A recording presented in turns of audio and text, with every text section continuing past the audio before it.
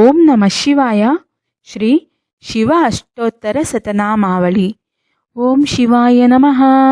ఓం మహేశ్వరాయ నమః. ఓం శంభవే నమః.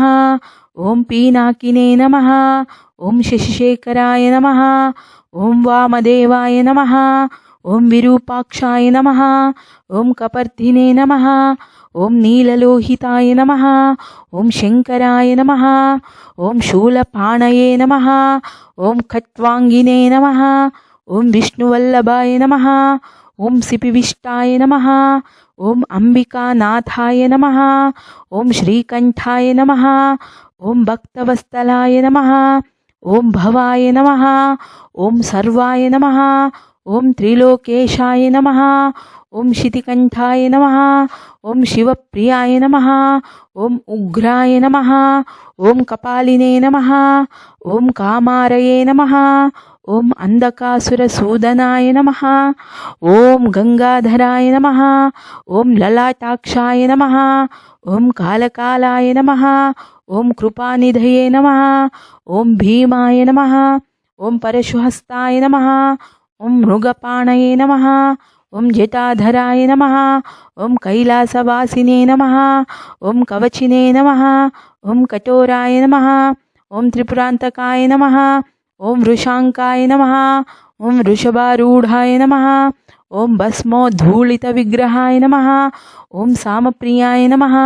ఓం సర్వమయాయ నమః. ఓం త్రైమూర్తయే నమః. ఓం అనీశ్వరాయ నమః. ఓం సర్వజ్ఞాయ నమః.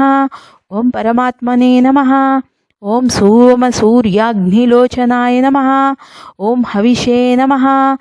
ఓం యజ్ఞమయాయ నమః. ఓం సోమాయ నమః. ఓం పంచవక్త్రాయ నమః. ఓం సదాశివాయ నమః. ఓం విశ్వేశ్వరాయ నమః. ఓం వీరభద్రాయ నమః. ఓం గణనాథాయ నమః. ఓం ప్రజాపతయే నమః. ఓం హిరణ్యరేతసే నమః. ఓం దుర్దర్శాయ నమః. ఓం గిరీశాయ నమః. ఓం గిరీశాయ నమః. ఓం అనఘాయ నమః. ఓం భుజంగభూషణాయ నమః. ఓం భర్గాయ నమః. ఓం గిరిధన్వనే నమః. ఓం గిరిప్రియాయ నమః. ఓం కృత్తివాససే నమః. ఓం పురారాతయే నమః. ఓం భగవతే నమః. ఓం ప్రమథాదీపాయ నమః. ఓం మృత్యుంజయాయ నమః. ఓం సూక్ష్మతనవే నమః. ఓం జగద్వ్యాపినే నమః. ఓం జగద్గురవే నమః. ఓం వ్యోమకేశాయ నమః. ఓం మహాసేనజనకాయ నమః. ఓం చారువిక్రమాయ నమః. ఓం రుద్రాయ నమః. ఓం భూతపతయే నమః.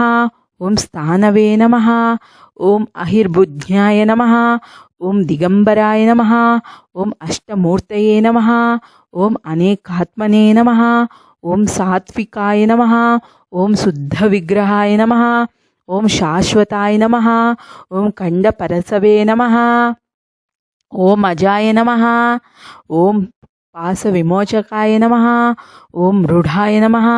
ఓం పశుపతయే నమః. ఓం దేవాయ నమః. ఓం మహాదేవాయ నమః. ఓం అవ్యాయ నమః. ఓం హరయే నమః. ఓం పూషదంతభిదే నమః.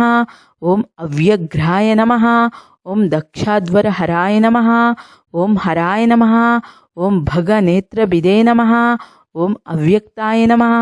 ఓం సహస్రాక్షాయ నమః. ఓం సహస్రపాదే నమః. ఓం అపవర్గప్రదాయ నమః. ఓం అనంతాయ నమః. ఓం తారకాయ నమః. ఓం పరమేశ్వరాయ నమః.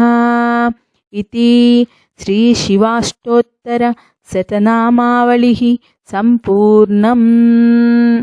ఓం నమః శివాయ. ఓం మహేశ్వరాయ.